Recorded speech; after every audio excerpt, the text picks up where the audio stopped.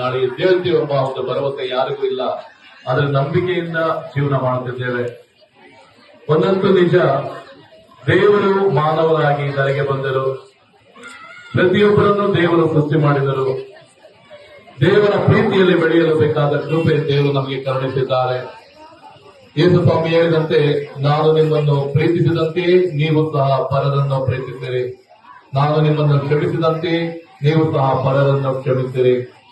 ವಿಶೇಷವಾಗಿ ಶಾಂತಿ ದೂತರಾಗಿ ಧರೆಗೆ ಬಂದಂತಹ ಪ್ರಭು ಯೇಸು ಅನೇಕರನ್ನು ಗುಣಪಡಿಸುವುದರ ಮತ್ತು ಅವರಲ್ಲಿ ನಂಬಿದಂತ ಪ್ರತಿಯೊಬ್ಬರಿಗೂ ಒಳ್ಳೆಯದನ್ನು ಬಯಸಿದರು. ಯಾರನ್ನು ಕೂಡ ದೂರ ತಳ್ಳಲಿಲ್ಲ. ಈ ಜೀವನ ಒಂದು ಮನುಷ್ಯನು ಯಾತ್ರಿಕನಂತೆ ಜೀವಿಸುವುದು, ಈ ಯಾತ್ರೆಯ ಜೀವನ. ಈ ಪ್ರಪಂಚವನ್ನು ನೋಡುವಾಗ ಎಲ್ಲರಿಗೂ ಆಸೆ ಆಗ್ತದೆ, ನಾನು ಈ ಪ್ರಪಂಚದಲ್ಲಿ ಇಲ್ಲೇ ಇದ್ದಿರಬೇಕು, ನನ್ನ ಜೀವನ ಇಲ್ಲೇ ಸಂತೋಷವಾಗಿದೆ ಎಂಬುದನ್ನು ನಾವು ಯೋಚನೆ ಮಾಡ್ತೇವೆ. ಆದರೆ ಎಷ್ಟು ದಿನ ಒಂದು ದಿನ ಈ ಜೀವನವನ್ನು, ಈ ಪ್ರಪಂಚವನ್ನು ಬಿಟ್ಟು ನಾವು ಹೋಗಬೇಕಾಗ್ತದೆ.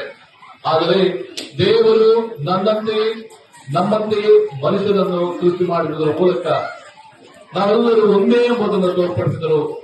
ಪ್ರತಿಯೊಂದು ಧರ್ಮ ಕೂಡ ನಮಗೆ ತಿಳಿಯಪಡಿಸುವುದು, ದೇವರು ನಮ್ಮನ್ನು ಪ್ರೀತಿಸುತ್ತಾರೆ, ದೇವರು ನಮ್ಮನ್ನು ಕೈ ಹಿಡಿದು ಮುನ್ನಡೆಸುತ್ತಾರೆ. ಆ ಒಂದೇ ವಿಶ್ವಾಸದಲ್ಲಿ ಪ್ರತಿಯೊಬ್ಬರೂ ನಾವು ಜೀವಿಸುತ್ತಿದ್ದೇವೆ. ಒಂದೇ ಗಾಳಿ, ಒಂದೇ ಮಳೆ, ಒಂದೇ ಉಸಿರು ಎಲ್ಲವನ್ನು ನೀಡಿದಂತ ದೇವರಿಗೆ ನಾವು ನಮ್ಮ ದುರ್ಮಲಗಳ ಮುಖಾಂತರವಾಗಿ ಕೃತಜ್ಞತೆ ಸಲ್ಲಿಸುವುದು ನಮ್ಮ ಕರ್ತವ್ಯ. ಬಡತನದಲ್ಲಿ ದನದ ಕೊಟ್ಟಿಗೆಯಲ್ಲಿ ಜನಿಸಿದರು, ಮೂಕ ಪ್ರಾಣಿಗಳ ಮಧ್ಯೆ ಜನಿಸಿದರು. ಅವರು ಸ್ವರ್ಗದ ಪದವಿಯನ್ನು ತೊರೆದು ಒಬ್ಬ ನರಮಾನವನಾಗಿ ಬಂದು ನರಮಾನವನ ಕಷ್ಟಗಳನ್ನು ಅರಿತವರು ದೇವರಾಗಿದ್ದಾರೆ. ಆದ್ದರಿಂದ ವಿಶೇಷವಾಗಿ ನಾವು ಈ ದಿನ ಈ ಒಂದು ಕ್ರಿಸ್ಮಸ್ ಹಬ್ಬವನ್ನು ಆಚರಿಸುತ್ತಿರಬೇಕಾದ್ರೆ ಇಡೀ ನಮ್ಮ ಈ ಕಂದುಗೋಡು ಗ್ರಾಮಕ್ಕೆ ಒಳ್ಳೆಯದನ್ನು ಬಯಸಲಿ, ಎಲ್ಲರನ್ನೂ ದೇವರ ಆಶೀರ್ವದಿಸಲಿ.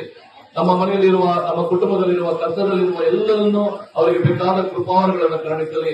ನಾವು ವಿಶ್ವಾಸವಿಡುವಂತಹ ದೇವರು ನಮ್ಮೆಲ್ಲರನ್ನೂ ಮುನ್ನಡೆಸಲಿ. ವಿಶೇಷವಾಗಿ ನಮಗೆ ಬೇಕಾದ ಕೃಪಾವರಗಳನ್ನು ಕರುಣಿಸುತ್ತಾ ನಮ್ಮ ಆಸೆ ಆಕಾಂಕ್ಷೆಗಳನ್ನು ಈಡೇರಿಸಲಿ. ಈ ಒಂದು ಹಬ್ಬ ಎಲ್ಲರಿಗೂ ಶಾಂತಿ, ಪ್ರೀತಿ, ಹಂಚುವಿಕೆಯ ಹಬ್ಬವಾಗಲಿ.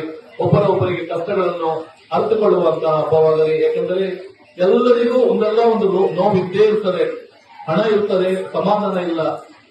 ಆ ಸಮಾಧಾನಕ್ಕಾಗಿ ನಾವು ಯಾತ್ರೆ ಜೀವನವನ್ನು ಮಾಡ್ತೇವೆ, ಪುಣ್ಯಕ್ಷೇತ್ರಗಳಿಗೆ ಭೇಟಿ ಮಾಡ್ತೇವೆ. ಪುಣ್ಯಕ್ಷೇತ್ರ ಕೇಳಿಕೊಳ್ಳೋದು ನಾವು ಇಷ್ಟೇ, ದೇವರೇ ನಮಗೆ ಒಳ್ಳೆಯದು ಬಯಸ್ರಿ, ಒಳ್ಳೆಯದು ಮಾಡ್ರಿ, ನಮ್ಮನ್ನು ಮುನ್ನಡೆಸ್ರಿ. ಎಲ್ಲರೂ ಪ್ರತಿಯೊಬ್ಬರು ಕೇಳ್ಕೊಳ್ಳೋದು ಇಷ್ಟೇ. ಆ ದೇವರು ಕೊಟ್ಟಂತ ಆಯಸ್ಸು ಯಾವಾಗ ದೇವರು ನಮ್ಮನ್ನು ಕರೀತಾರೆ ಆ ದಿನ ನಾವು ಹೋಗ್ಬೇಕಾಗಿರೋದು ನಮ್ಮೆಲ್ಲರ ಕರ್ತವ್ಯ. ಆದ್ರಿಂದ ಈ ಜೀವನದಲ್ಲಿ ಜೀವಿಸುವಾಗ ಒಬ್ಬರನ್ನೊಬ್ಬರು ಅರ್ಥ ಮಾಡಿಕೊಂಡು, ಒಬ್ಬರನ್ನೊಬ್ಬರು ಪ್ರೀತಿಸುತ್ತಾ, ಪರದ ಕಷ್ಟಗಳಿಗೆ ಸ್ಪಂದಿಸುತ್ತಾ ನಾವು ಜೀವಿಸೋಣ. ನಾವೆಲ್ಲರೂ ದೇವರ ಮಕ್ಕಳೆಂಬುದನ್ನು ಅರಿತು ಮಾಡಲು ಬೇಕಾದ ಕೃಪೆ ನಮಗೂ ನಮ್ಮ ಹಳ್ಳಿಗೂ ದೇವರು ಕರುಣಿಸಲಿ ಎಂದು, ಪ್ರತಿಯೊಂದು ಕುಟುಂಬವನ್ನು ದೇವರ ಆಶೀರ್ವದಿಸಲೆಂದು ಪ್ರಾರ್ಥಿಸೋಣ. ಆಮೆನ್.